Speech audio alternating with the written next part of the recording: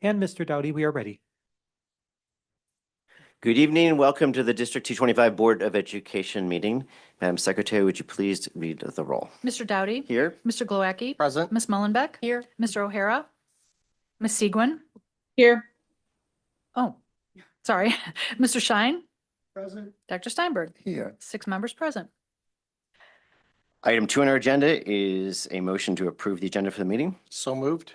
Second. All in favor? Aye. Any Aye. opposed? Motion carries. Thank you for joining us this evening. It's great to see a full house. I know many of you are going to be recognized tonight, so we're very excited for that. They'll be coming in a couple of minutes. Our evening night tonight has a full agenda. After we have our board and superintendent reports and recognitions, we'll have community comment followed by our consent agenda. We have 4 items on our regular agenda. The first are school operating budgets for the 25-26 school year. The second item are staffing plans for the 25-26 school year. The third item will be our formation of our new board level communications committee. And the fourth will be a resolution to support Vision 2030, a project of many, many educators across the state of Illinois. We will have closed session tonight. And just for those of you who are not familiar, generally we do everything we can in public to be as transparent as possible. There's certain things that we have to keep confidential. We're dealing with, for example, employees, students, individual matters, litigation, security measures. And then sometimes we come back into open session and address some of them in open session, but we try to do as much as we can in open. That's going to happen tonight. There are certain items that will be coming back possibly after the closed session, but just to give you a sense of why we go into closed session for those reasons. Item 3 on our agenda are the board and superintendent reports and recognitions, and I believe we're going to begin with recognitions. Dr. Johns. Thank you, Mr. Doughty. I want to forewarn everyone, we have quite a long list of recognitions tonight, which we're all very proud of. We have a distinguished group of students and staff who've really shown a great example of the wonderful things that we do in our district every day, and we have a lot to be proud of. Before I kick off to the principals to help us see the great work of our students, I do want to congratulate our Glenbrook United Special Olympics teams who had tremendous success last weekend. All 4 of our basketball teams qualified for state, which is a record for our program. Want to give congratulations to the girls who won state gold in the top division once again, and congrats to the blue, gold, and green boys teams for winning state bronze. It's quite an incredible accomplishment. Want to thank Mr. Paul Joshi, who puts every ounce of his soul into this program and travels all the time working with these kids, giving them experiences that they can thoroughly enjoy, be a part of what is great about being a youth. So way to go to our Glenbrook United Wolves, and they start on Tuesday with track and soccer. So I'll start off with our principals. Which one of you is going first? Okay, Ms. Hughes, would you give us an update of the wonderful things that have happened recently at Glenbrook North? Good evening. We're going to start by recognizing the Glenbrook North boys swimming and diving who attended the state competition and had some successes at that time. So would our award winners and our coaches come on up for swimming and diving?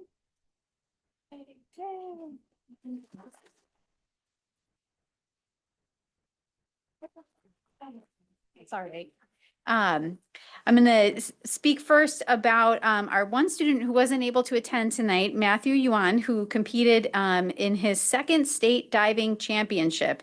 And so he is a senior this year, and he has been a conference, a sectional champion, an all-state and all-American diver. And this has actually been his 2nd state championship. He took state in his sophomore year as well as this year. So he's, in addition, he set pool records in 6 different pools, including setting the CSL South Conference record. And so we also have Jess Roby here, who's the diving coach, to celebrate on his behalf. So if we could just give Matthew a round of applause.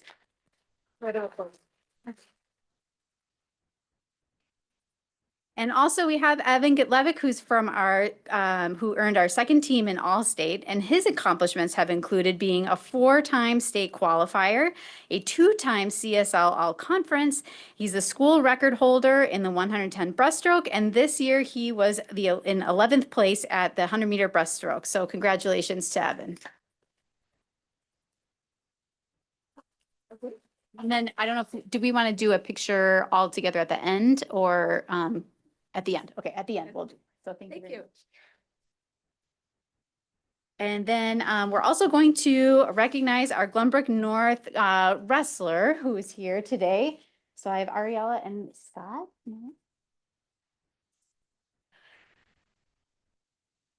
So this is Ariella Dobbin from class of 2027. She finished second place this year at the girls IHSA state wrestling meet. In addition to finishing second place, I wanted to also note some of her other accomplishments, such as being a CSL conference, regional, and sectional champion, the CSL South Wrestler of the Year, and an all-state wrestler. She was fourth in the state as a freshman, and this year second in the state. So we have a bright future ahead. And I'd also like to recognize Coach Scott Taylor, who's here today.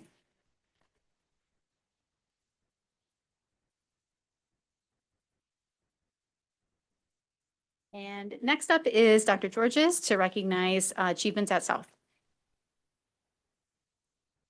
Hi, good evening, and I'm just going to do a check-in. No South swimmers, right? They're literally in the pool right now.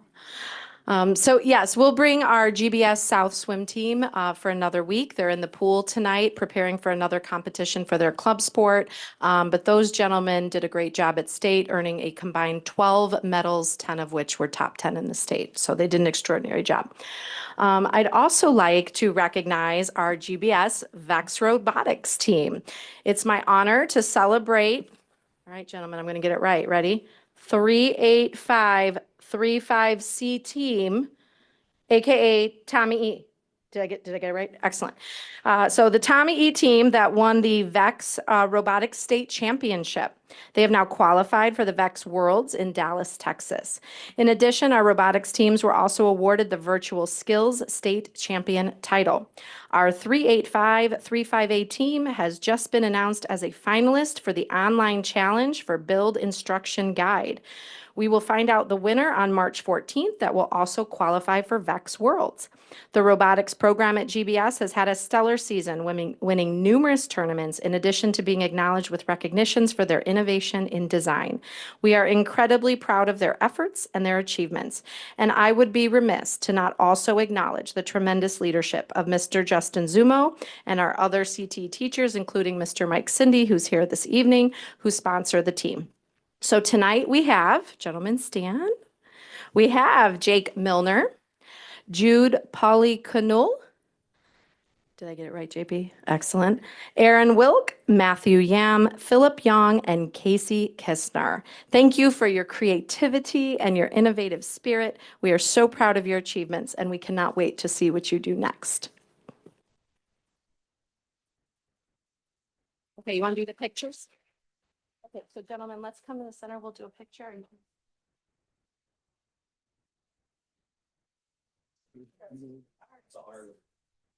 Everyone's got the hardware. We're going to face this way. And the short knee needs to go in front. Okay, here we go. Coach is on the end. Short principal somewhere in here. We all fitting here? Yep. You going first? Yeah, sure. I don't think this is in my job description, but I'm doing well. Okay, here we go. Over here. 1, 2, 3. One more. 1, 2, 3. Thank you.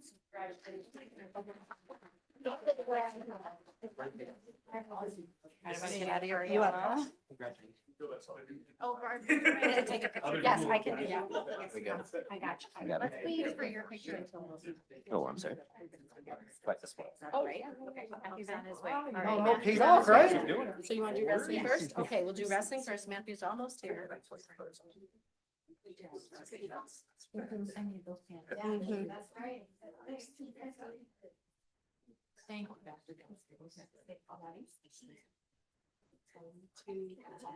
I'm actually taking a look. Okay, over here. Whoops. 1, 2, 3. Thank you. Congratulations. Congratulations. Now, there's my swimmers. Okay, and then you'll do the other later. No swimmers? Matthew is on his way. Oh, perfect. Okay.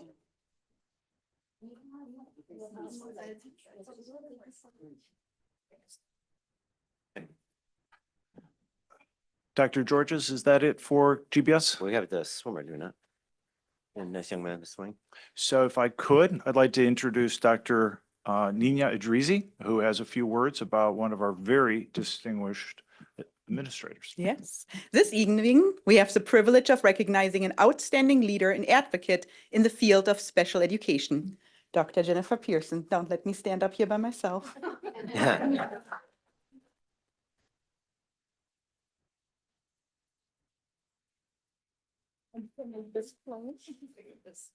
On Thursday, February 27th, at the 25th anniversary for IAASE, which stands for Illinois Alliance of Administrators of Special Education, Winter Conference in Champaign, Illinois, Dr. Pearson was honored with a Regional 1 IAASE Regional Leadership Award.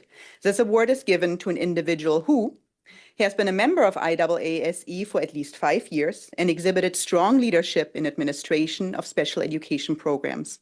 And 2, award recipients also demonstrate unwavering loyalty to their colleagues and professional organization while upholding the highest professional standard. But the honor did not stop there.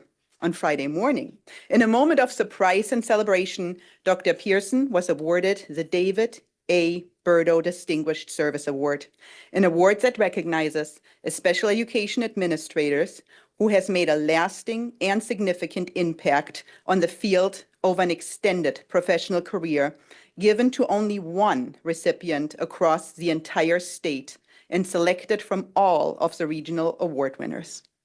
While announcing Dr. Pearson's award, Region 1 co-chair Dr. Jennifer Sturpin shared, and I quote, "We are so lucky to have benefited from her expertise and leadership in Region 1. I cannot think of a more qualified and deserving professional.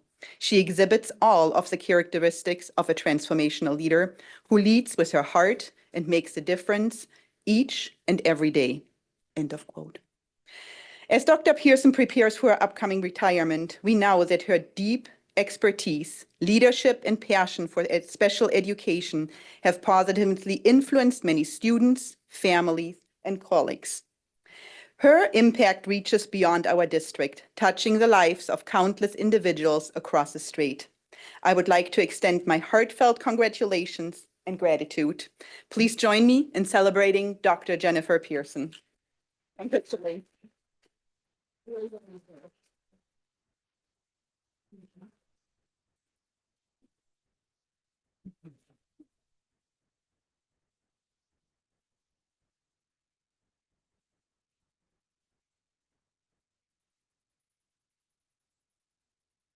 And the honors for our staff don't end there. Ms. Hughes, would you continue?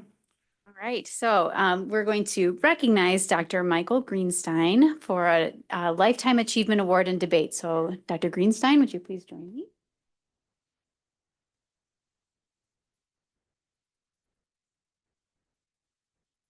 All right, so I was trying to come up with my own words, but then I remembered that there was a really wonderful letter that I received from the president of the Illinois Debate Coaches Association that I think says it best. So if you will forgive me for sharing these words. So at the state tournament this past weekend, this was on March, the previous weekend, we had the privilege of honoring someone whose impact on debate in Illinois and beyond cannot be overstated. Dr. Greenstein has not only built a legacy of competitive excellence at Glenbrook North, but has also shaped the very foundation of our debate community through his leadership, service, and an unwavering commitment to fairness and transparency. Over his incredible coaching career, Dr. Greenstein has coached 11 Illinois state champions, 4 state runners-up, and 10 top 3 finishes at nationals, an achievement few, if any, can match. But his impact extends far beyond competitive success. Michael Greenstein has dedicated himself to providing opportunities for debaters across the state, possibly hosting more tournaments than the rest of the Illinois coaching community combined. In fact, when a national debate tournament was on the brink of disappearing, Dr. Greenstein took the reins, revitalized the competition, and ensured that all proceeds were sent to Chicago's Urban Debate League, expanding access to debate for scores of low-income students. His commitment to making debate accessible, organized, and competitive has been a cornerstone of our community. Beyond the tournaments and trophies, Michael Greenstein has been a true architect of Illinois debate. As a founding board member of the Illinois Debate Coaches Association, past president and current secretary, he has helped shape the policies and structures that ensure fairness and clarity in our activity. His leadership during 2 major state tournament transitions from Illinois Speech and Theater Association to Illinois Debate Coaches Association for the junior varsity and novice divisions, and from IHSA to IDCA for the varsity competition was guided by one principle: transparency. Dr. Greenstein has always ensured that rules are clear, policies are fair, and decisions include the voices of those they impact the most. It is with deepest respect and admiration that we recognize Michael Greenstein with this Lifetime Achievement Award. His stewardship of Glenbrook North's debate program and debate for the state of Illinois is truly unparalleled. So on behalf of all of us here, congratulations, Dr. Greenstein.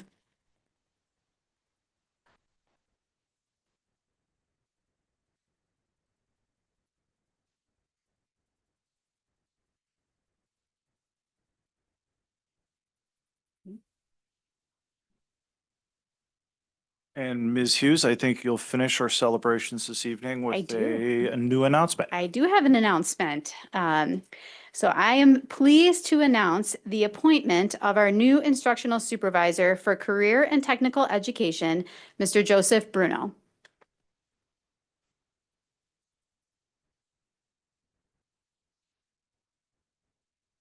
Mr. Bruno has been a dedicated educator at Glenbrook North since 2014, beginning his career as a business teacher. Throughout his tenure, he's also served as a traveling teacher between Glenbrook North and Glenbrook South.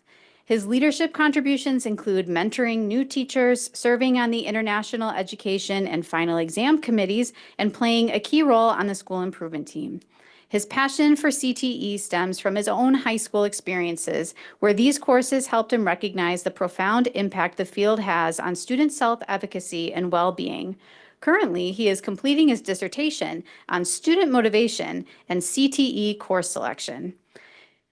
Mr. Bruno holds a Bachelor of Science in Business Administration with an emphasis in management and a double major in sociology from Carroll University. He earned a Master of Arts in Secondary Teacher Education from Roosevelt University and a Master of Science in Educational Administration from Northern Illinois University. And he's now in the final stages of completing his Doctor of Education in Educational Leadership and Policy Studies at Northern Illinois University. Additionally, Joe has been celebrated and encouraged by his colleagues within Glenbrook North, and we are very pleased to congratulate him on his new role. And we also thank Mrs. Kosterog for her dedicated years of service to Glenbrook North. Congratulations, Mr. Bruno.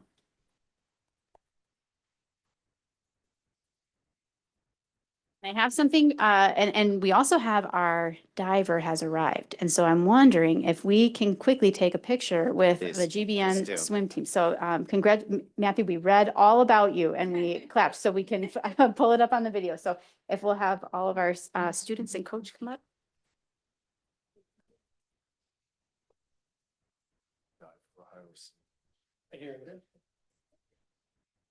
We should hear about that. Should ask them. Stand closer. Thank you.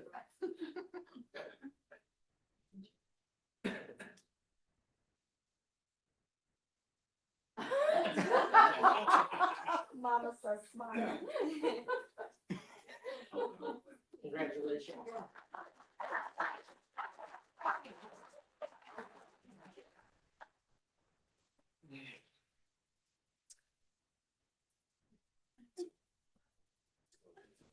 Mr. Dowdy, that is it for our celebrations and acknowledgements this evening. Thank you. Do you have any school reports you want to follow with? No, or- that's, are we That's a gonna- heck of a report. It's for proof in the pudding. So Yes, that is it for this evening. I'm sorry. No, I'm sorry. We do have, Dr. Hughes, no, Mrs. Hughes, right? Dr. Georges. Okay. Do you Get have a her little off the thing stage. right there? All right, so we have, in addition to all of the successes that we highlighted tonight, our spring sports have started their practices. And I have to say, today's weather has made me even more excited for all of the upcoming spring seasons, as I'm sure many of you enjoyed that time outside. So I wanted to mention the weather. In terms of our activities, our annual food drive, Foodapalooza, has begun. Students are collecting food items today until March 19th, and we kicked off activities with special collections at Sunset and some other food stores this past weekend. This week, we will feature a volleyball tournament, and next week will be our annual cannonball contest, which I will be judging but not participating in, just. Excellent. Yes. That's what you think. That's right. Yeah. That's right. And actually, and this past Friday is one of the events that I look forward to the most as a school leader. So each year, the North Cook region of the Illinois Principal Association hosts a student recognition breakfast, and principals can nominate students for recognition for showing responsibility, demonstrating pride, dignity, and respect, acting responsibly, exhibiting dedication, and being overall positive people. Both Dr. Georges and I serve on the North Cook Region Board and assist with this special event that took place last Friday in Elk Grove. So as our transition between us, I'll announce our students. From Glenbrook North, we recognized Ish Patel, who's a freshman, sophomore Ryan Choi, junior Yumna Nadeem, and senior Josh Khan. And then I am so incredibly proud of our junior Samantha Cisneros and our senior Lucy Wills for being honored at the breakfast for upholding our Titan values. At GBS and GBN, we also had a lovely, lovely evening this past weekend of the combined choirs of GBS and GBN joining together with GSO for the annual Glenbrook Festival of Music. This year's guest clinician was Dr. John Hughes, and the students had an opportunity to prepare a combined program that included 5 languages and spanned several genres of choral music. It was a phenomenal evening. Over in academics at GBS, last week we hosted 30 students that were visiting from Ritsumeikan Moriyama High School. Ooh, that's a mouthful, which is located on the main island of Japan near Kyoto. Our Glenbrook families hosted our exchange students, and all of the students participated in Japanese celebration night, where they had stations with a variety of cultural activities such as calligraphy, anime, teas, ceremony, games, and food. It was a wonderful, wonderful experience both for our hosting families and our visiting exchange students from Japan. Last week, GBS also hosted our annual job fair for our students to be able to seek summer employment opportunities from local businesses in the area. We had great attendance from our students, and in addition to finding good summer jobs, our students get something more important, which is practical experience, practicing important skills on how to communicate with potential employers. So we're very grateful for all of our community partners who came out. I would also like to give a shout out to Julie Smith and Jen Swanson for making this event a success. Last week, we also had the Glenbrook South Math Team hosted the 48th Annual North Suburban Math League Conference Meet. It's the 8th year that GBS has hosted this event. It brings over 1,000 students from 54 schools, culminating in the end of our conference season. During the evening, the kids take a variety of tests that end in a competition with an awards ceremony. This is a massive undertaking, and it would not be possible without the leadership of GBS math teachers Ryan Sutherland, Catherine O'Dwyer, Joe Karlowski, Brian Cope, and Joellen Flenner. And then next, our Titan debaters dominated the Illinois State Varsity Debate Championships this past weekend. No school in the state had more members placed than GBS. So congratulations to our seniors, Vivi Webb and Evan Blitz, for their state runner-up by placing second. You didn't have it in your update. You're getting set Do you up, want, Dr. Hughes. do you want me to slide that in there? GBN took first? You want me to throw that in there? Okay. This is okay. a district board meeting. We can celebrate both. Okay. And then finally, in closing, again, a district board meeting. Here's a photograph of GBS and GBN Chicano Bowl students. They hosted a very big event on Friday at GBN where over 200 students from area high schools attended to engage in team building and celebration. The main Chicano College Bowl competition will take place on Saturday, April 26th at Highland Park. So a lot going on between the schools. Thank you. Those are wonderful updates. Thank you, principals. And now we are finished with this item on the agenda. Thank you very much, Dr. Georges and Ms. Hughes. It's great to hear all these accomplishments on top of the wonderful interaction we had with the recognitions. Board members, anything you want to report, comments, Mr. Scheid? Just want to make a comment. What we just heard is the living embodiment of what it says on the wall up there. Our vision and our mission, arts, activities, athletics, academics. What we just witnessed was exactly what we say we are going to do. That is the output, the performance, and the staff that make it happen. And make this a great place to work and a great place to go to school. And I think it's important to sometimes remember the high level where it starts and it ends up right there. That's my comment. No, thank you. It's a wonderful comment and a great reminder of what we just saw. Any other comments or questions? Ms. Siegwin, anything you want to add at this point? Yeah. Oh, I'm sorry. Ms. Mellenbach. Just very quickly, and I know a lot of people have already left, but for all of you out there who are listening, make sure that you fill out your 5 essential survey. I think if you've been following our, listening in to our board meetings, you'll have heard that it really is a crucial bit of information and is helpful for us in achieving the recognition that our schools deserve for the very high level of performance that we have. But if we don't get the surveys in, we don't get the points for that. So please, it's really simple. Just go online and do it. Thank you. Thank you for that reminder. Ms. Siegwin, anything at this point?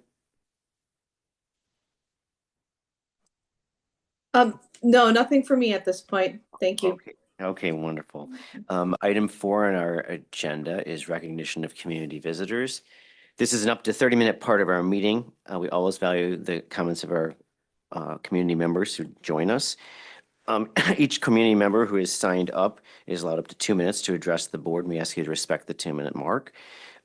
We do have names, I think, and addresses of the 2 who have signed up for this evening. We do remind people a number of items. The board, first of all, does not respond generally. We do listen carefully. We keep in mind that confidentiality and privacy are respected, so we don't discuss individual employees or students. We note that the board does not control the topics raised in public comment. We remind speakers that they should direct their comments to the board and they should relate to district business. This is not a political forum. We also remind speakers that their comments are not automatically protected by any immunity or other legal protection. And finally, we ask everyone to maintain civility and respect. With that preface, we have 2 people who have signed up this evening to speak with us. Let's start with Ms. Lisa Kane. Ms. Kane.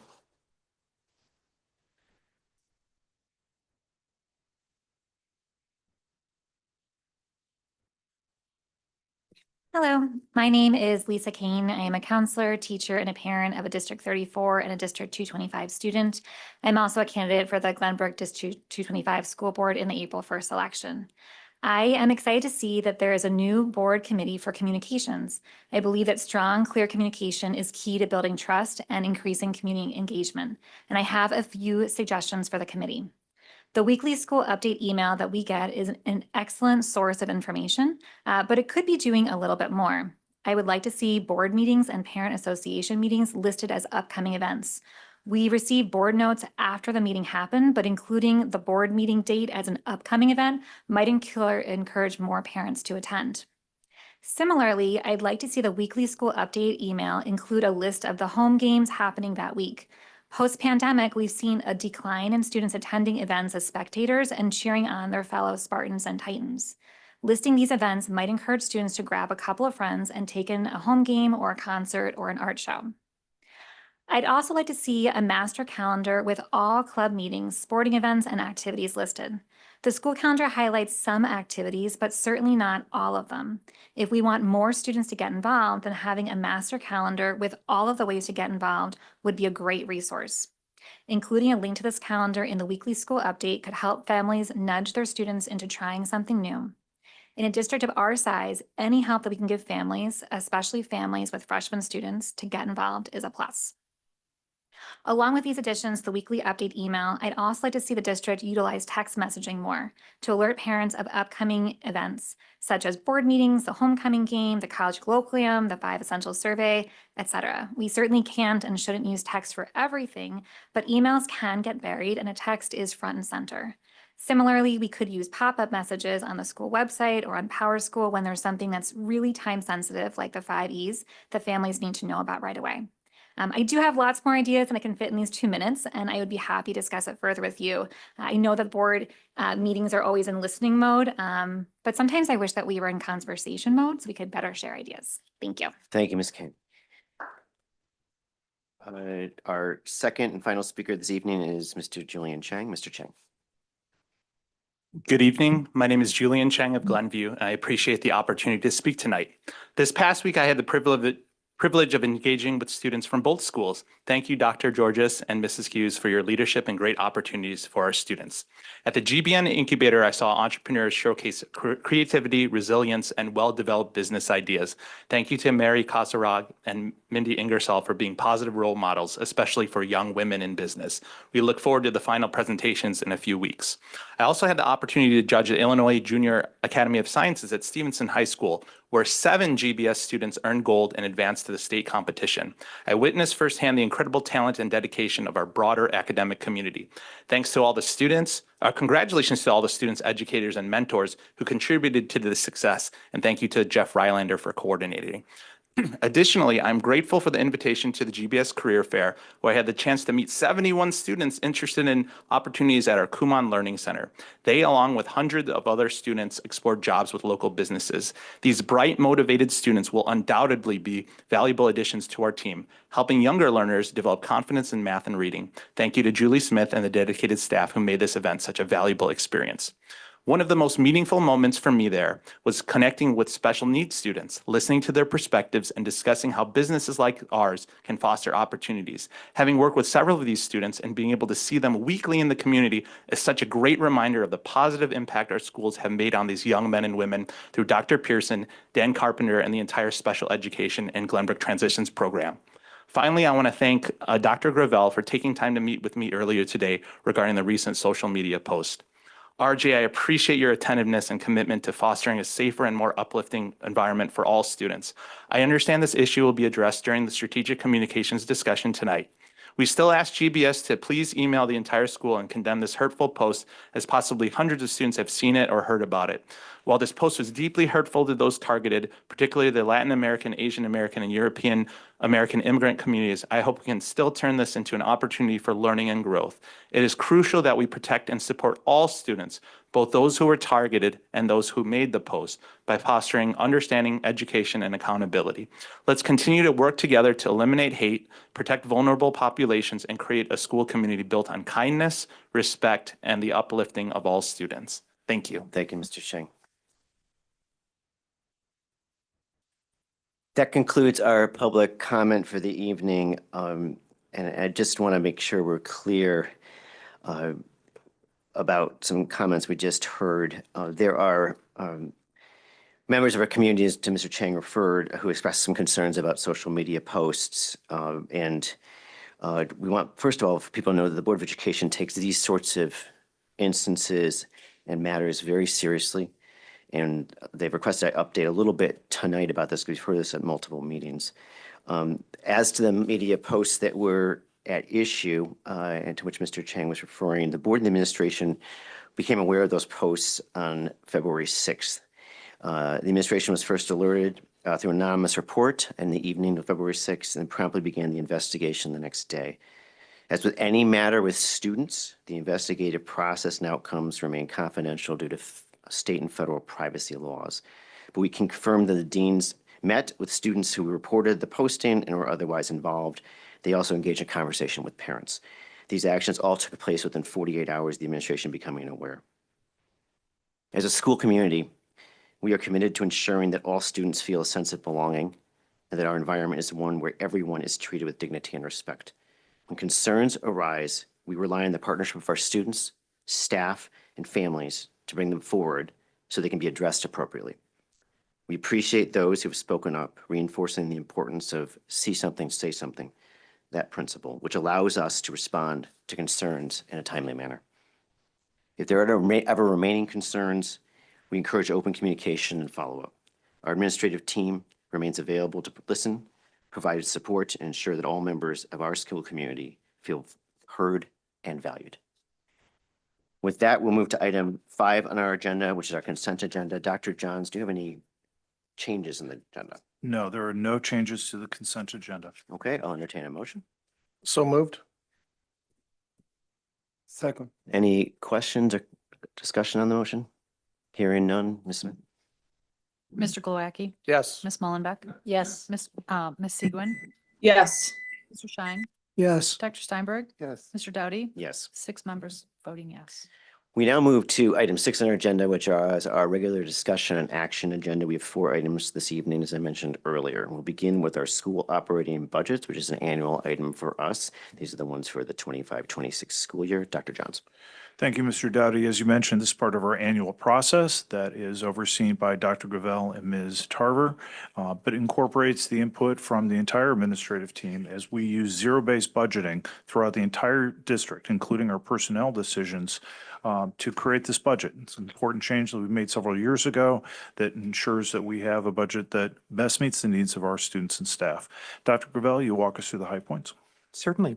So as a follow-up to what Dr. Johns just shared, this is one of the building blocks of the overall budgeting process. The first building block is when the board moves forward with approval of capital projects. That was done last October and finalized here in January. Then we move into the setting of student fees, which the board recently did in the last month. And now we're at a point where we're ultimately identifying the budget, which Mrs. Hughes and Dr. Georges will utilize with their team in order to provide all those supplies that are directly with students. A lot of items are provided for through the district budget, but those items that are specific and kind of driven by enrollment and overall department needs are paid for through this budget. Each year, we come together to identify those resources that are necessary in order to provide for all of those different expenses.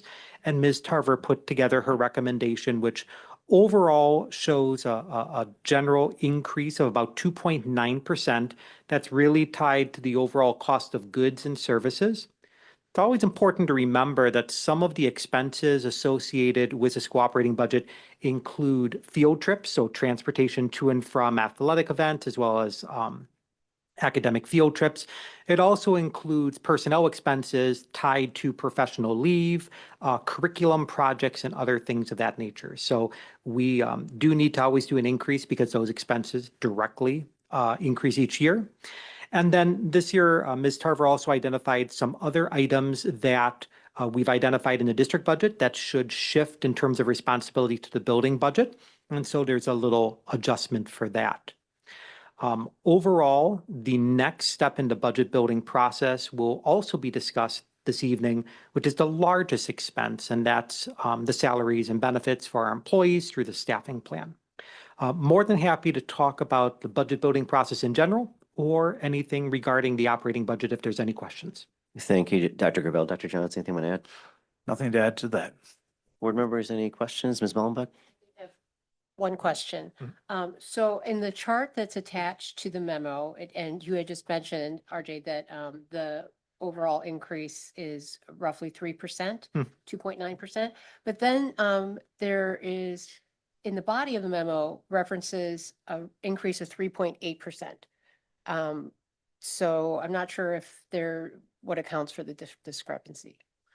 Sure. So one of the elements of the school operating budget ultimately comes down to changes in student enrollment. So as student enrollment fluctuates, the 2.9% is applied to the per student factor, and then also our overall budget factor that's kind of split between. As enrollment is going up in some schools and declining in others, we'll see individual changes of budgets.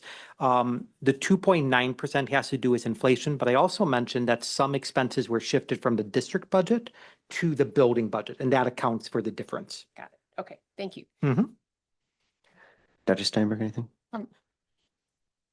Just a quick question, just to share with everybody and so for me, but since we talk about book fees and everything else, and now we see on the left of the table, on the 25% of expenditures, we see some items like books and instruction and test materials. Can you clarify how these differ from the ones that they are being paid by the students? Absolutely. Absolutely. So the overall expense of textbooks is part of the district budget. However, there are still materials that need to be purchased by the schools. A great example would be teacher copies of materials. There are other times that we need classroom libraries or larger sets to support students in different capacities. We have some students that require multiple copies of resources. So that's what's included here. There's also some texts, especially when it comes to choice titles where students have flexibility in what they need, as well as other materials that are within our school libraries that are not directly tied to specific course requirements. So those are the types of items that would include here. We consider that as part of the per student allocation because the demand, the need would be tied based on how many students that you have. One more, thank you for the clarification. This is just curiosity because I'm assuming this has been this way, but it's interesting to me that within these expenses, there are personnel expenses. And I know we talk about teacher staffing separate, but there's not as large, but there are two semi-large groups included on this part of the budget. Why they are mixed personnel expenses with everything else they are, was there a reason to put it that way? Because it's different in terms of we need more supplies, we need more things. Those are more proportional to the size of the school. But if you talk about how many official custodial services or supervision, that's more macro, could be seen separate to understand. I need to understand when it grows and when it shrinks, why that works instead of being lumped. No, sure. Materials or other things. So two items to point out. Dr. Steinberg mentioned, for example, official services or supervision. So that is tied to a lot of our interscholastic athletic events, as well as different activities that happen after school, and then custodial services. The lines here are not referring to full-time salaries. It's overtime expenses that are attributed to the amount of activities that we're going. The reason why that is put not into the enrollment-driven expenses, but the general school, kind of that pot that in essence splits between schools, is because if you look at the number of athletic teams we have, as well as after-school activities, even though we have a different population of students, we in essence are running both buildings until 10 o'clock each night. And so it's much more equivalent there. But those expenses are not full-time salaries. They're solely for overtime or extra duty expenses where the building has discretion as to how much support they might need. So to follow up, I'm sorry for too many questions. To follow up to Mr. Shine's comment earlier, maybe I'm oversimplifying it, but it seems like the 75% supports a lot of the other A's that he was talking earlier, services that support our athletics, our activities, our arts, while the other parts are more dedicated to our academic side of it. Is this the part of the budget that really reflects how much, in terms of showing the community, how we translate that support into a financial number or commitment, or is somewhere else on the budget where we're doing? Or may I ask a variant of that question, just to clarify, what portion of our overall budget and what particular activities areas does this concentrate on? So you wouldn't be able to attribute any one of these expenses to one of the A's. It's overall activities that are going on. If we go to the arts, primarily, most of our arts are co-curricular. So they are directly tied to the academic side and tied to full-time staffing.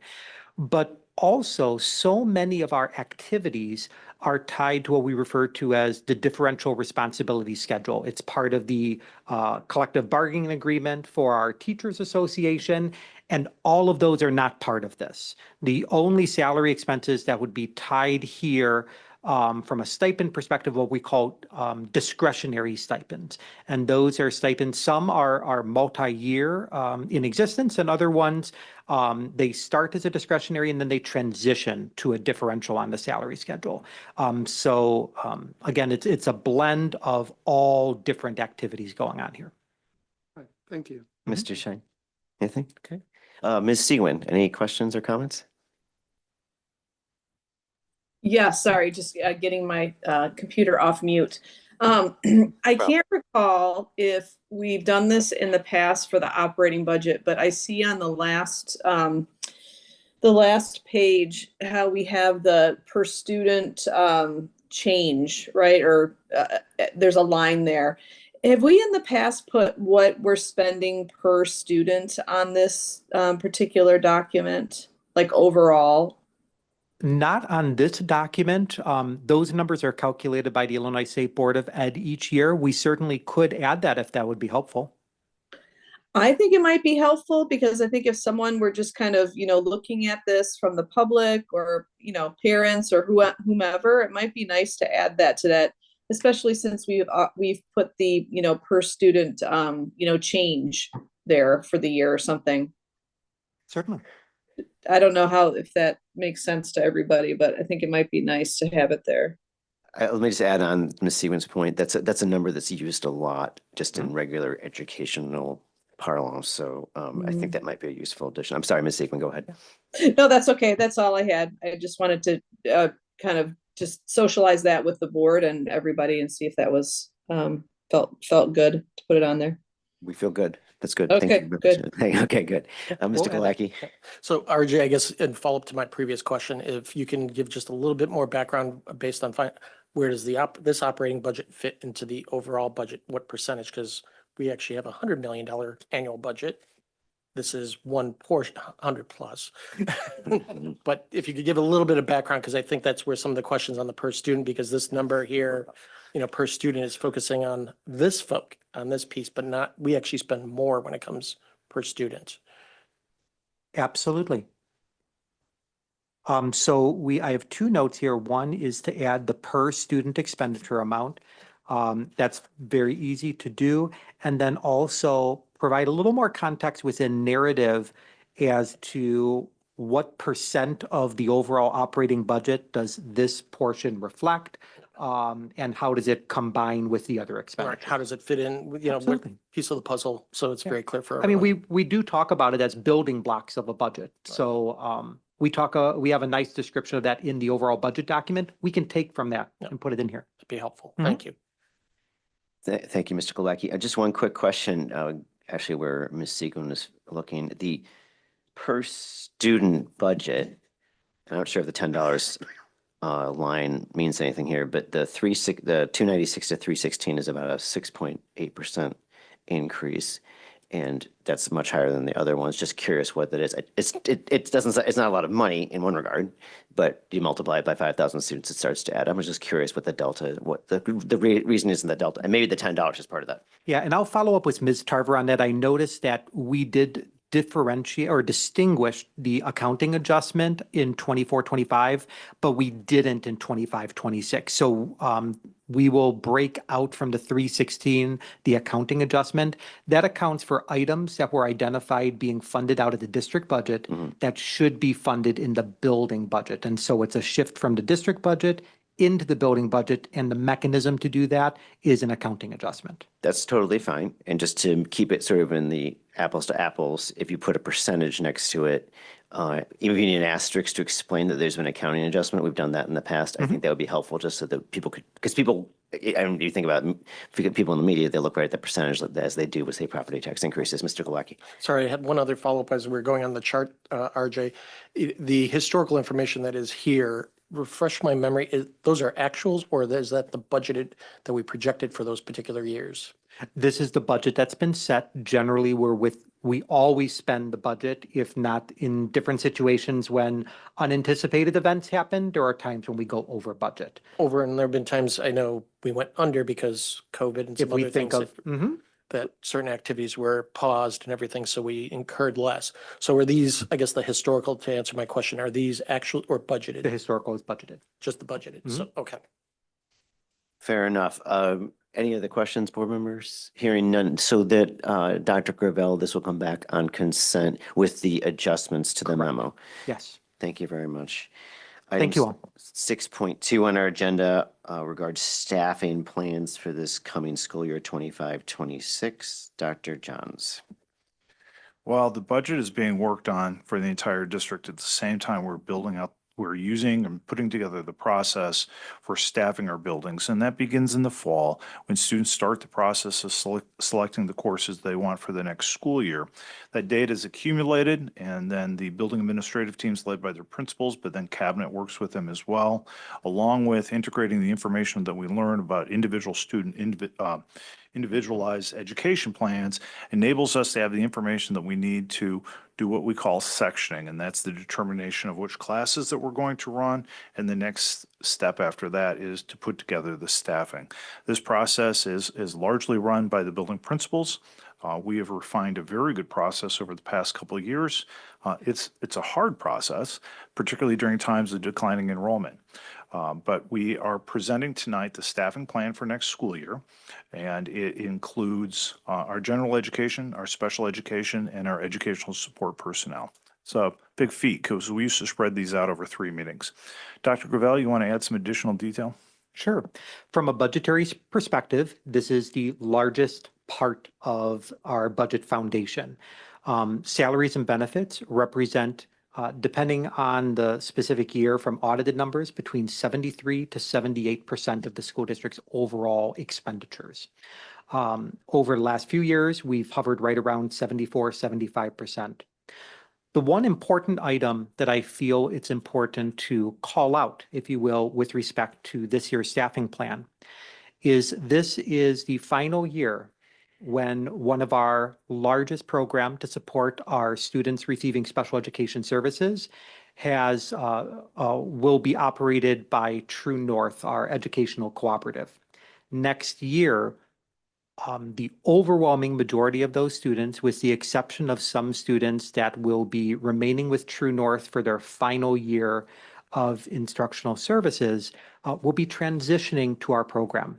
As a result, we are seeing a decrease in contractual personnel. So those are individuals that were True North employees that ran the program, and an increase in district employees. So that's step one. The other item is as students are going through what we refer to as the articulation process, so these are students that are currently 8th graders and rising freshmen, we have identified a larger amount of students joining both Glenbrook South and Glenbrook North that do require, as part of their IEPs, one-on-one assistance. So the numbers that you see reflected in the document address the transition of the True North program, as well as an increase in instructional assistance based on their IEP needs. It's going to point out 2 other things. Overall, following the student request process and the overall staffing process, and I'll defer to Dr. Georges and Mrs. Hughes in just a moment, we are seeing an overall decrease of 4.2 on our licensed staff. So that includes anyone who requires teacher certification. And then we're seeing that increase of educational support personnel or individuals that do not require teacher licensure of 16.9. And again, that reflects the additional students that have higher needs as they're joining our district, as well as an increase in our multilingual services, adding the recognition of an additional language that requires more support based on our population. With that shared, Dr. Georges and Mrs. Hughes, would you like to share anything about staffing? Sure. The first thing I'd like to do is take a moment to just acknowledge the extraordinary work of our school counselors and the staffing team at GBS, GBN, GBT, and GBOC. This is an incredibly intensive process that takes place over a very, very short time period. And our school counselors do an extraordinary job of individually connecting with every single student to make sure that their selections, their requests, are tied to not only their graduation requirements, but their post-secondary goals. So I just want to communicate our deepest appreciation to our school counselors and our student services department for their work to, quote, get us the numbers.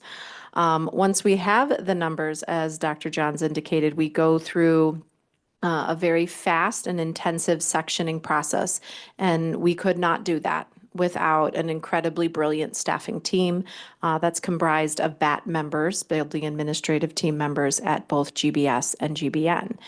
So I'm grateful for those leaders, for their time, for their thoughtful consideration of creating quality learning environments, for their collaboration with all of the instructional supervisors to make sure that in the end, what you see before you on a spreadsheet table is truly representing all of the needs of our students and doing so in an extraordinarily high quality manner. That takes a balance to make sure we're being fiscally responsible, balanced against the needs of some niche programs at times. As Dr. Gravel referenced, declining enrollment, particularly at Glenbrook South. So as you see for GBS, just a quick summary of our staffing report is we are finally experiencing declining enrollment. And we are doing so at a good time in also the retirement of our staff. So while you see a lot of reductions in Glenbrook South, it is strategic matching to some departments that have impending retirements. So that is incredibly important to making sure that we're keeping our team members and their longevity with us. You're also seeing on paper what we've been experiencing for years, which is a significant change in the composition of the student body at Glenbrook South. We have a significant increase in multilingual needs. We are now up to 4 bilingual languages. So we now are required to provide bilingual service in Spanish, Korean, Mongolian, and now Russian. And we are only not even a handful, less than a handful of students before we need Ukrainian. So you're seeing that represented in the staffing plan, along with an increase in students who require a lot of intervention support coming to us at Glenbrook South with needing additional support in reading and mathematics and executive functioning.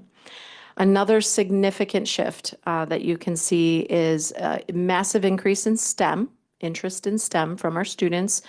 Science classes, mathematics classes, and our engineering program out of Career Tech Ed has seen an incredible increase. We are equally seeing a pretty significant decrease in interest in our humanities and fine arts.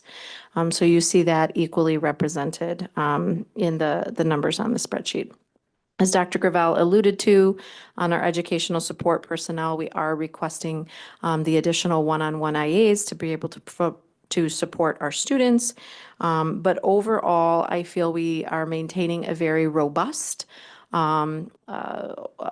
curricular approach that is also taking into account some travel opportunities rather than decreasing options.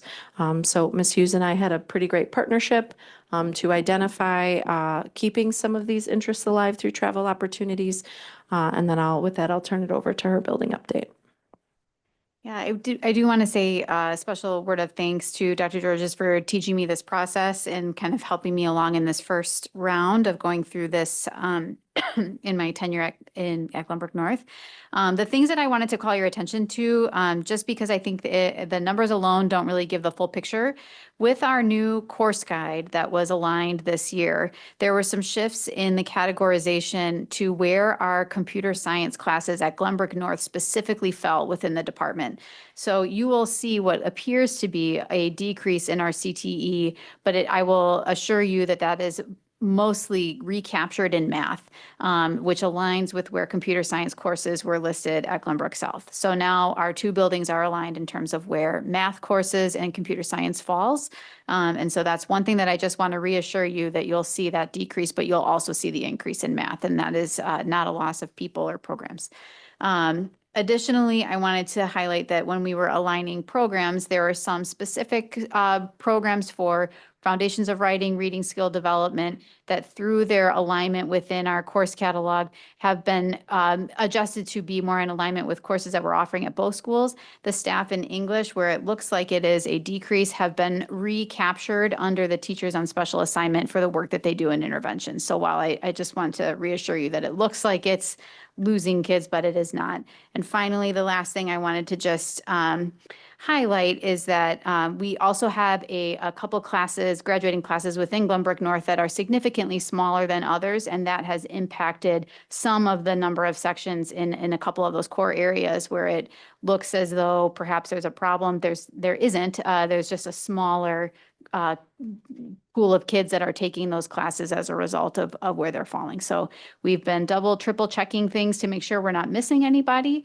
Another thing that we have really worked through is our backlog of driver's ed. And we are finding that as we have worked through that, we have noticed that as well. So all of these things, per what Dr. Georges has talked about, are really being covered through retirements. And so we are also able to still maintain the robust programs that we have here. I just want to thank both principals. This work, having done it myself, is really hard. These are tough decisions that have to be made. They're always very emotional. We are all proud of the programs that we teach and lead, and any sort of reduction feels like a existential wound. These are very hard conversations. I'm grateful that we have the process largely put together by Dr. Georges, who helped us put together a system, but also that she, as Ms. Hughes pointed out, trained Ms. Hughes and helped her staff. As we have changeover in administration, we are fortunate that we now have a very concrete staffing process that is carefully scripted out, that we follow, to make sure that we do this consistently year after year after year. And most importantly, we work to improve it every year as well. So Dr. Georges led a cabinet for, what was it, 8 meetings maybe, where we went through where were rough spots last year that we wanted to clarify for this year. And I am confident that we'll do it again as we go through and we try to learn from our past experiences and continually improve. We have come a long ways, but it will never be easy. But at least we have the satisfaction of knowing that we have a carefully designed process that we follow consistently and fairly. Thank you, Dr. Johns, and thank you, Dr. Georges, Mrs. Hughes. This is an enormous amount of work, and it's critical for our education. It's for our students. It's critical, obviously, to our budget, and the dedication is tremendous and greatly appreciated. Board members, I'll start with Dr. Steinberg. Any questions or comments? Yeah, first, again, thank you. I know this is normally, I do this on the other side, and it's not an easy job to do. And I share with you, I think from the teacher side, seeing sometimes that enrollment fluctuates generates a lot of uncertainty, and it's never fair, if there's such a thing about being fair. Not fair, but we have to fill the classrooms that students go to. Now, on that note, I think I mentioned this at a special meeting. I probably am on the minority, but I think we all need to educate ourselves and our community as well. So there are some courses, some things that are what people want to get right now. So I am a mathematician, so I used to fight with my friends that want to get calculus 2 in high school. Because they said, get me one college that will let you skip calculus 2 because you took it in high school. And then you go to college and you go to this great college and you take a course in art because you haven't taken it and you still need a general education requirement, and you're paying thousands of dollars for a course that you would have taken with your friends and with teachers that you enjoy, and find some extra passions in your curriculum that will help you land the job. I don't know any doctor that doesn't have any, or any professional that doesn't have any other skills that attract people that interact with them. And we, as a society, not as CBN or GBS, we may be losing that focus and creating these very specifically trained, very young adults. And the evidence shows that once they go to college, 50% of them change majors. And about 40% change majors twice. So why are we spending the money, we parents now, spending the money in college for our children, not children any longer, keep switching majors because they didn't have the opportunity to try these things when they were in high school. It was free, was within the families, and within opportunities to learn different things. There's always time to. I know it's a long fight, and as parents, we are challenged because we wanted sons and daughters to make it to the best schools, and we believe that the best schools will look at the better curriculum, but maybe there's something else on it, where we offer 7 different courses per year, so there should be room to excel in other things as well. My second comment, I'm sure this, and question really, I'm sure this is done, but we're having all these changes on special education, and we need more resources. Are we having close relationship with our feeder districts? Because unless you tell me most of the people are moving in and then we wake up to a surprise, this project's coming through the pipeline. And we need to figure out a way to address our capacity, because it looks like I understand the true north difference, but it keeps growing, and I understand we have more needs, but maybe we can coordinate. We are doing this, I shouldn't say maybe we can, but figure out a way to which way this goes, because it's great that we can support it. I always think, somebody said earlier, schools that don't have the resources that we have, and sometimes may have larger numbers, how are they doing this? So it would be important for us to learn not just simply how we are adding resources, but what other ways we can do to support this growth of special needs. Along the same line, and then that will be my last comment question, is with bilingual education, same story. I remember one of you or one of the instructors mentioned that we are having this program where students can take the first class, I can't remember in what subjects, where they can take the first class as a bilingual class with the goal that after passing that class, they can move forward. Now, if these students are coming already beyond the district for 5 years or 6 years, are there any ways that we can shift some of these to the middle schools? I know it's out of our purview. So when they come to a kid that, my kids are bilingual, and they took Spanish for the first time in 9th grade, but if they have some ability or possibilities to improve on their bilingual skills in middle school, then maybe there won't be that much pressure once they move to high school. Yeah, I can absolutely answer those questions. So for the first thing related to partnerships with the middle schools, we have extraordinary strong partnerships with all of our sender school districts. We meet with them regularly. They've actually been the ones that are communicating to us that the needs of the student population are changing. And they're sharing with us all of their attempts to try and close gaps as much as they can before the students come to us. Many of the students that are receiving that bilingual education, they're not necessarily coming from our feeder schools. They're recent transfers to the district. So we're receiving them fresh from other districts. And it's coming from everywhere, all over the world, all over the country.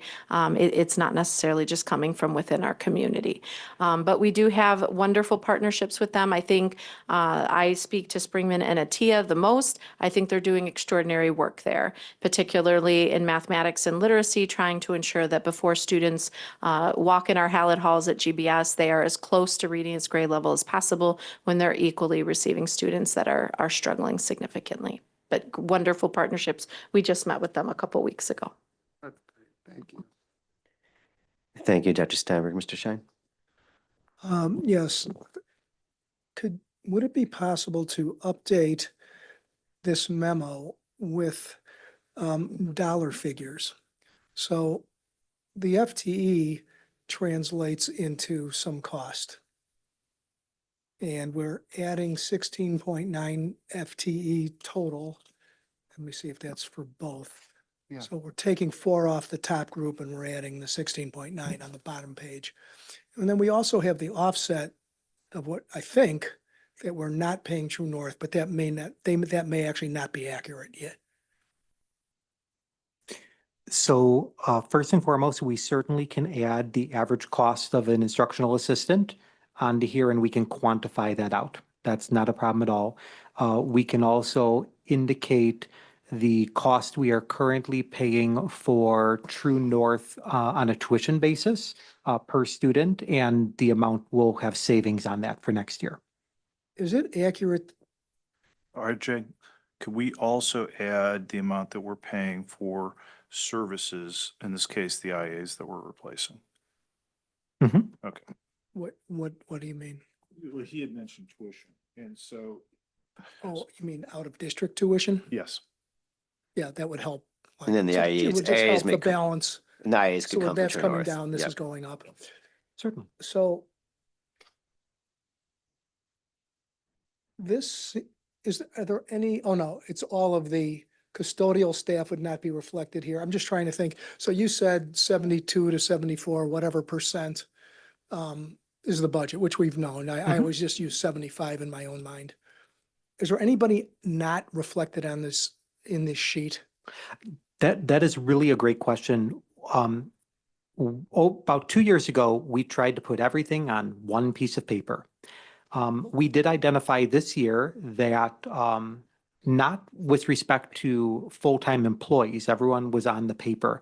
But we did identify that we have other contracted services. For example, the bookstore. We have contracted personnel with the bookstore. We have the school resource officers, contracted personnel there. So we have added that in. All services are all here. Yep. So things like that, where are they? They would be, so if we look at table Maintenance, 3, grounds and Yep. stuff down there. Okay. contracted, non-licensed, that's where they're located. Okay, so. We tried to give you one so- all so- in. So you have these like average numbers for an FTE. Mhm. However, for this year, we know the real numbers. So it's not, and we're projecting for next year based on an average cost per FTE. That's what you do, but for current, we know the real numbers. Yes. So, I mean, I think that would be helpful. I mean, I know it's easier to use this like average number. And maybe this pool is big enough that the average number doesn't really push it much one way or the other. Like it's accurate enough. So if you were to do this and take the average FTE the way you do it, and then when you're done at the end of the year, say, okay, let me compare that to my actuals. These are my real salaries and benefits. Mhm. I imagine they're relatively close. They should be, yes. We certainly can provide the overall spend on a licensed staff member basis and non-licensed, or are you looking? I want to look at total. I mean, we're not spending on a licensed person. We are spending on hundreds of licensed persons. So I would just like to know, we have a budget of 200 and, Approximately $180 million. thank you. Mhm. Of that, 75%, give or take a couple percent, is on this page. Understood. No, so I was just making sure when I put the table in, I know what you're looking for. So teacher salaries, support staff salaries. But in aggregate, I'm not that interested in the average cost. I mean, I am, but I mean, for this purpose, Absolutely. it's like, I'm not looking for the average cost of a CTE teacher or a math teacher. It's just like, if you want to break it down to certified, non-certified, Yeah. contracted, fine. But just to see, because we don't pay, not to sound like an idiot, we don't pay our taxes in FTE, we pay them in dollars. And so when Yes. people look at this, you could say, oh, there's all that increase. What does it really mean? Because we've got there's pluses and minuses going on here. And we actually have a chart that answers you. exactly that in the budget. We're going to put that right in here too. Can Okay. I add one quick follow-up to, Yes, Dr. Steinberg. so to Mr. Shine's request, the other thing that doesn't translate with FTEs is the other cost of personnel, health insurance and other things that we pay attached to personnel. Because it's not the same if you pay somebody overtime, which doesn't change the cost of health insurance or doesn't change other costs, that if you hire somebody else, now you have a second person that have health insurance and so forth. I'm not saying this, that we need to make decisions based on the cost, but if you're gonna put No. to the request dollar amounts to this. We need would to show find out- both. We yeah. would show salaries and all related benefits, Excellent. employer taxes, contributions, all of that. But when you talk about the cost of an FTE, it's fully burdened, right? Oh, In that- yeah. I mean, it's all those It's fully costs are, loaded. it's not just the salary, it's benefits and It has to all be. the other pieces Okay. yeah, okay. Absolutely. Ms. Melbeck. I just had a question. I see and understand, I think, how you had mentioned, Dr. Gravel, that with the changeover from True North, that we've moved some contracted services into employees. Mhm. And I see that under the Glenbrook transition, Yes. but I do see also on the table 3, the non-licensed personnel, that we are seeing a large increase in personal care IAs. That's the one-on-ones. That's the one-on-ones that are in the buildings then that are not involved in the transition. Correct. So we have a program. large number of students enrolling at Glenbrook North and Glenbrook South that are rising freshmen. That will be in our TLS classrooms, not transition, but the TLS LS, classrooms. okay, because it's like a significant increase. They're Mhm. doubling, it looks like, at GBN. Yeah, typically what we would see is an increase and a decrease. We do not have We don't have any withdrawals or transfers to transition next year. And then this is just, I'm assuming this is a typo. I don't think there's a reason why we would do this separately, but on table 3, the district office numbers are for 24 versus 25 instead of 25 versus 26. It's just a typo? Okay. That's all I have. Thank you, Ms. Mullenbeck. Ms. Seguin, any questions or comments? Actually, Sandra beat me to it. That was the question I was gonna ask. All right. So, yep, thanks. Thank you, Mr. Glowacki.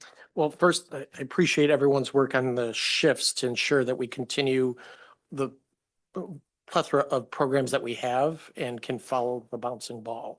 You know, as we went through and changed the curriculum now that this is all matching and everything else. But then at the same time, we were able to look at resources and everything with some of these comments that my colleagues made are where does this all fit? So we can continue to offer this diverse curriculum, which is well beyond anything that we're required to offer. That's the other thing I think a lot of folks forget. You know, we're required to offer very basic multilingual math, science, English, not at all the different levels, not all the different programming courses and everything else. And that's going back to my colleague earlier when he mentioned, look at the back of the wall, look at everything we've achieved. This is what makes the Glenbrooks different. So appreciate that. So thank you guys for that. Ms. Baumbeck asked I have a follow-up question to the personal care. So I'm assuming the personal care that we're adding here is not a one-to-one correlation with what we're losing. We weren't paying for that service within True North necessarily.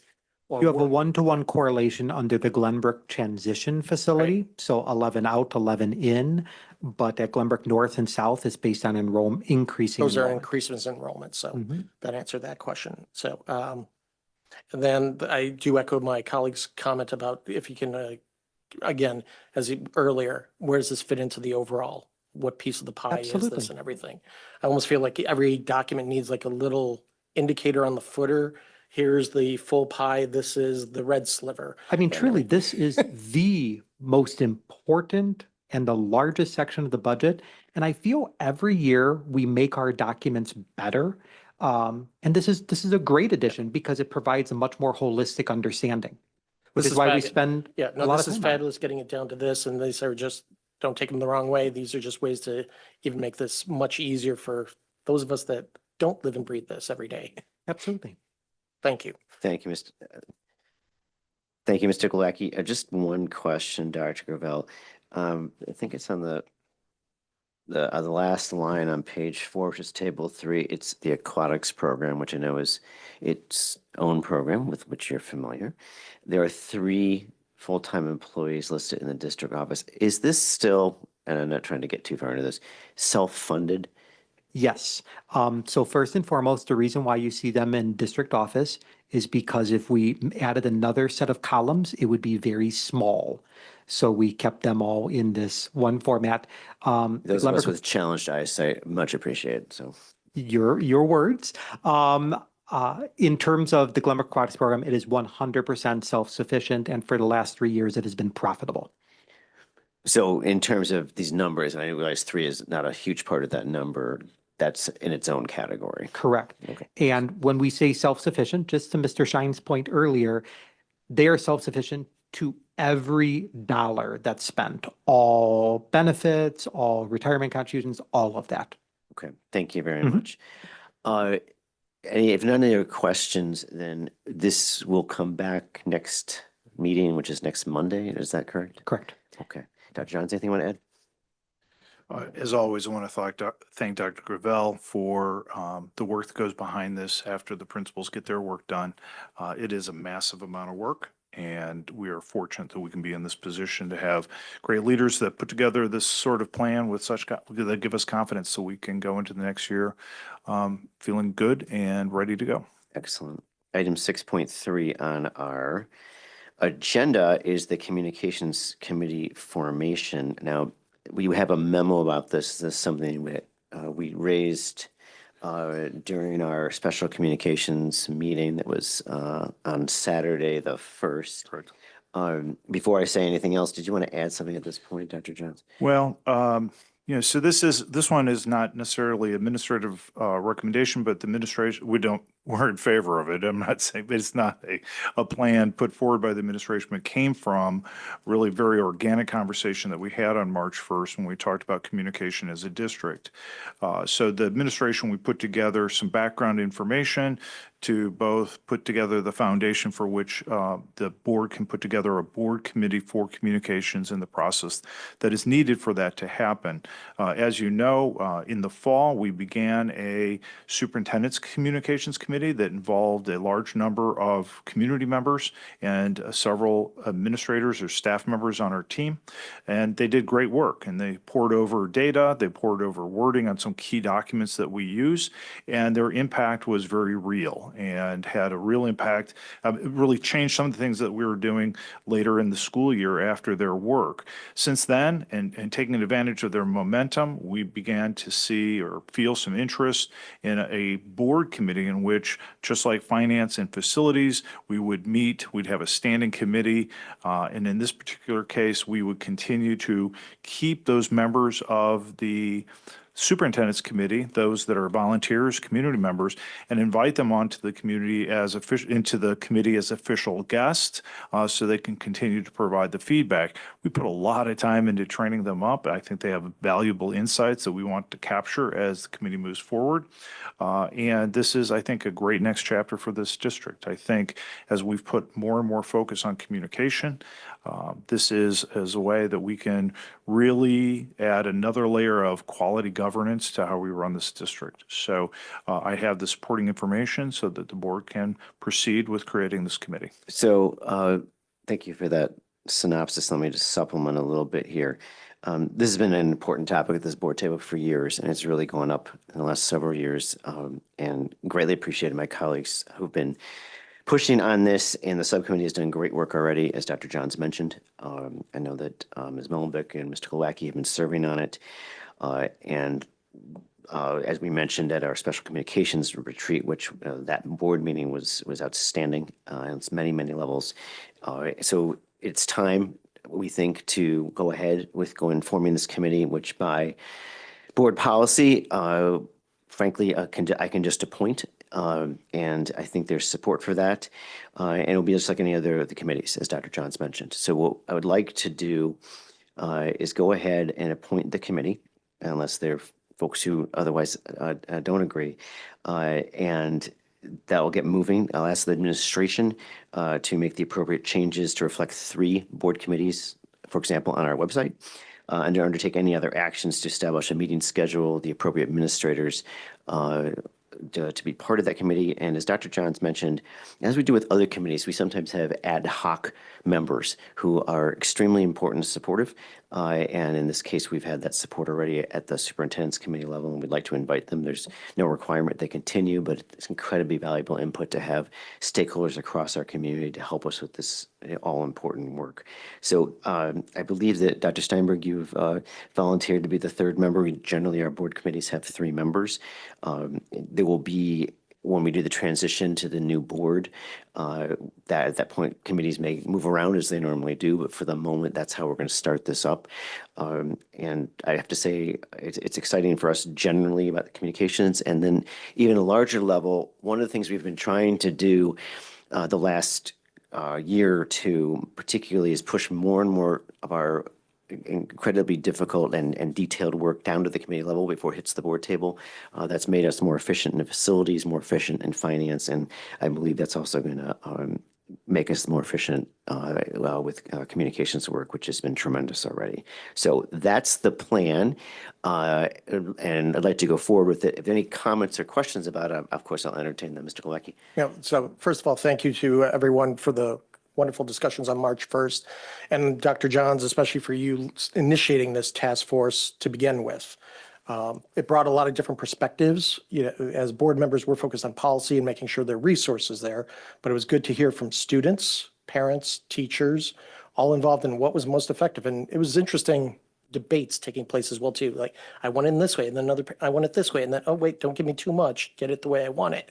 And so that with that are costs as well too. What are those, so you don't create a lot of noise for someone to go through, and the committee is working on that next, on what is what's going to be most effective. So a lot of the ideas that were shared today, I know the committee has raised different ideas, and it's now a question of getting those resources to move those forward and everything. So this puts the importance on it to make sure that this is supported by the board going forward, and more as being a public meeting now, much more advertised as well too, that more can participate through it. So really appreciate the ongoing support on this. Excellent. Ms. Bolenbook, you've been on the superintendent's committee. Anything you want to add at this point, other than I'm guessing you're in favor of this? I think it's great. I do think Mr. Golaki makes an important point that having it as a board committee will raise the profile. I think this is something people have been asking for, is for the board and the district to focus more on its communications.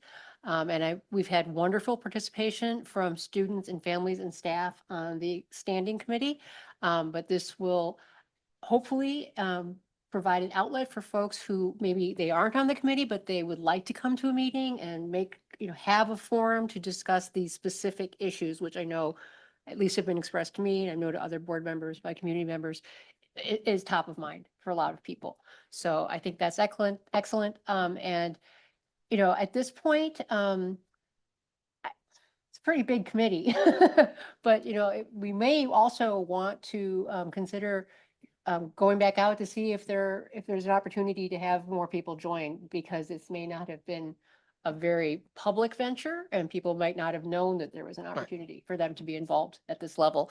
And certainly, as Mr. Dowdy pointed out, you do have turnover with people moving to different committees. We just want to make sure that we're always being receptive to the idea of having more, not less, different, not fewer opinions. So I think this is terrific. Thank you very much. Mr. Golaki. I'm sorry, I just also had a follow. I know during the last discussions in March, we also referenced maybe a community outreach relations. In light of where we stand now and that this was born, I appreciate that we're taking this first step. But to your point that at some point we may restructure again. That's right. And Dr. Steinberg, I think you're the one who raised that at our special meeting, a possible community relations piece, which is in many municipal and governmental areas. So we're going to be looking at it as an excellent adjunct to this kind of concept. Did you want to add anything No, generally? I think this is great. And it's also a confirmation of the good work done by the current committee, and that it's not just us. Everybody understanding the need, but I don't know who was there, but clearly the work that was put there, I know that 2 board members were there, but the rest of the people that were there was significant enough to raise to being a need. I just have a question, because the way the policy is written, it only mentions one side of the communication line, but I believe, based on what Sandra just said, that there were other members of the committee, and I don't know what's the figure to include the other members, or if to make, reading the policy says 3 members of the board, appropriate administrators, and the current superintendent's, and the current superintendent's communication committee members sitting ad hoc. Yes, I just don't want to give the impression that we load the committee with one side of the communication, and I know the actual committee doesn't do that, but just. Yeah. No, it has to be consistent with our policies on how we have guests and all the other ones. So this is drafted in that same context as facilities. And we want to make sure the communication about communications particularly is clear. So I appreciate the clarification question. Mr. Shine, any questions or comments? Okay. Ms. Siegwin, anything you want to add at this point? No, I think just, echoing some of the other comments from my colleagues. I know this was a really important an important focus area for us, I know, as a board for many years. So I'm just glad that the committee has been formed, because I do think that will add a lot of value overall to the conversation. And I just say thank you to everybody who put this together. No, thank you. And I want to give special recognition to Ms. Smith. I know this has been your area particularly, and you were instrumental in forming our special meeting and all the work on this committee. So thank you for all of your efforts in particular. So with that, we will proceed. The administration will proceed as laid out. And very exciting development for us. Final regular agenda item is 6.4, regards the resolution about Vision 2030. Thank you, Mr. Dowdy. Vision 2030 is a statewide effort of most of the leadership groups in education in the state of Illinois. the Superintendent's Organization, the Regional Office of Education Superintendent's Organization, IASBO, that's the School Business Officials Organization, and I'm probably missing one. Dr. Gravel and I were very fortunate to be members of the School Board Organization. Dr. Gravel and I were very fortunate to be members of this particular group. It was a year-long effort that brought together superintendents and board members and other leaders from across the entire state to really spend a lot of time talking about the goals for our state, building off of the success that we had with Vision 2020 10 years ago. There are 3 broad goal areas for Vision 2030, and these are goals for our state. So these would be policies, statewide policies or directions that we as leaders in education in the state would encourage our legislature to go in. They fall into 3 areas. One is future-focused learning. The second is shared accountability, and the third is predictable funding. Underneath future-focused learners, that's about college and career and expanding on our college career opportunities for our students. The second under that category is safety. The third is developing an educator profile. And the last one is curricular instructional flexibility that meets the needs of local communities. Back to underneath shared accountability, there are goals underneath local flexibility for accountability, reforming the statewide assessment system so it's oriented towards growth, and then reform on mandates. And then a final category about funding is continued funding of evidence-based funding, pension reform, and then equitable funding and flexibility for different districts across the state. These are principles that fortunately are already beginning to be worked on right now in the state legislature. Learned today from my EdRed board meeting, there are over 800 bills related to education that have been proposed so far this legislative session. Many of these are talking about these very topics. So there's plenty about safety, mandate reform. There's great work being proposed on our dual credit programs. So these are things that are really starting to take shape. There's almost some irony in that the work for these goals are taking off really before we have districts all across the state signing on an improvement, signing on in support. So what I'm asking today, but I'm presenting today to be voted on in consent next week, is that the board take a close look at these and see these and then offer our support, as this is a direction we hope to go in as a state. This is a policy document. We're not bound by any action underneath this, although pretty much step by step we agree with it. So I ask that we sign on with our support at our next meeting. Thank you for the summary, and thank you, Dr. Gravel and Dr. Johnson, for your work on this committee. It's a huge issue in Illinois, and these are big challenges, and we're trying to look forward. I do note that there's a number of things in this that reflect our strategic planning, and so I felt consistent with that. But it's a big document, so we want our board members to take a time with it. If you have questions tonight, any points, that's be fine. It will come back on consent, but if there's further discussion, we can take it off consent next time and put it on regular. Do you have any? Let's start with Ms. Mullenbuck. Do you have any questions or comments at this point? Dr. Steinberg, anything? 2 comments. All right. Does it work? Yeah. There you go. First, something that we always talk about, which is our district taking a position of leadership. So I appreciate your time and effort and Dr. Gravel's effort on being part of this. And this is a huge state, and districts are very different. And I think we have to recognize that there are different voices and needs. But if we are a top district, which I believe we are, we need to be represented at the table. So just thanking both of you for putting the effort and time. If I can mention just an anecdote that I thought that just shows how different our state is. So right now, coming up in a couple of years is a 2-year requirement for world languages at high school. And most of our students take that and more. And I was talking to a superintendent who only offers Spanish 1. And he said, if I have to meet this requirement, I have to cut my Spanish enrollment down. I said, well, no, you just hire another Spanish teacher, right? I mean, it's simple. He goes, no, you don't get it. I can't find a Spanish teacher. There's one. It's not something like you just go to a hiring fair and hire another Spanish teacher. There's one within driving distance of my district. And it just shows the disparity that we have in this district, where I've personally interviewed probably 4 Spanish teachers who want to come to the Glenbrooks. And I'm not even sure we have an opening for Spanish. We don't. So, and that was just me out of hundreds that we interviewed on Saturday. And this poor guy can't find a second one. And it just shows where we're at as a state. And if I can use that anecdote to say why we need some work here, because an educator pipeline might be the solution for him. Thank you, Mr. Shine. In general, it's hard not to support the concepts in here.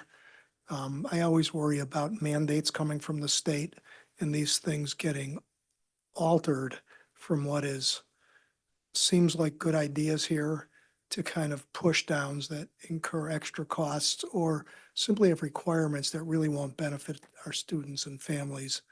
And I think we should be vigilant in that regard. Thank you. No, it's a really important point. It's one of the things that we're aware of when we go to the III conference and they have the assemblies, which I'm guessing you've participated in a number of times back in the day, that those resolutions, people vote on them, but they become just a voice. It's not a mandate, but we have to be vigilant that it doesn't get used in the wrong way, of course.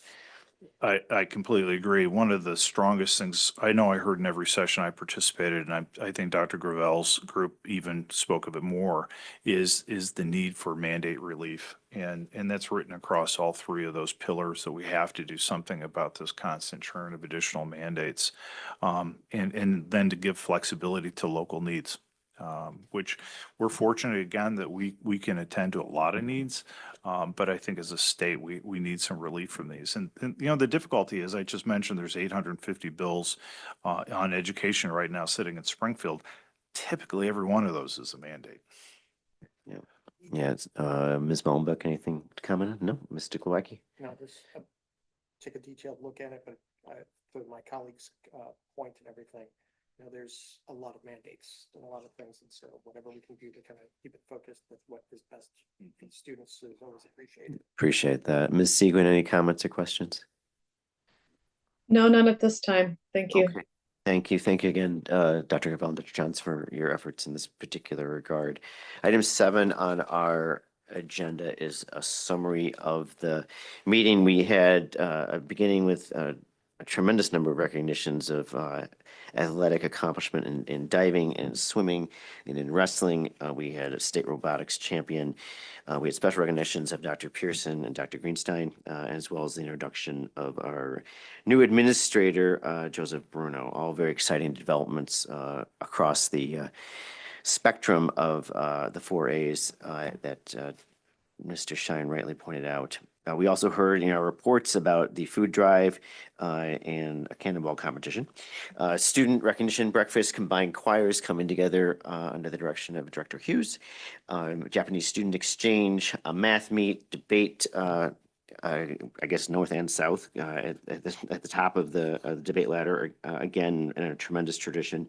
The Chicano Bowl, and then we also had the recognition of community visitors. We had 2 people join us tonight, as before, talking about communications as well as interacting with students in their career work and incubator work, and raising questions about making sure we're treating our students fairly and with respect and dignity in terms of social media. We then had our consent agenda, which passed without change. And then our regular agenda, we had school operating budgets, which will come back with a couple of annotations on consent next Monday. Our staffing plans going forward, which will also, I believe, come back next Monday. Then we talked about the formation of our board committee on communications, which will be now put into motion, growing from its superintendent's status and now up to a full board committee. The administration will be working to make that go forward. And then we'll also come back on consent, unless people want to talk about it more, regarding the resolution to support the Illinois Vision 2030. Item 8 on our agenda are possible topics for future board meetings. Please let me or Dr. Johns know any of those. And finally, before we break, we have item 9, which is we do have closed session to consider the appointment employment compensation, discipline, performance, or dismissal of specific employees of the public body or legal counsel for the public body, including hearing testimony on a complaint lodged against an employee of the public body or against legal counsel for the public body to determine its validity. Collective negotiating matters between the public body and its employees or their representatives, or deliberations concerning salary schedules for one or more classes of employees. Student disciplinary cases and litigation when an action against, affecting, or on behalf of the particular public body has been filed and is pending before a court or administrative tribunal, or when the public body finds that an action is probable or imminent, in which case the basis for the finding shall be recorded and entered into the minutes of the closed meeting pursuant to sections 2C, 1, 2, and 11 of the Open Meetings Act. So moved. Second. All in favor? Aye. Aye. Any opposed? Motion carries. Thank you. We will take a 10-minute break till 10 of 9 and come back in closed session.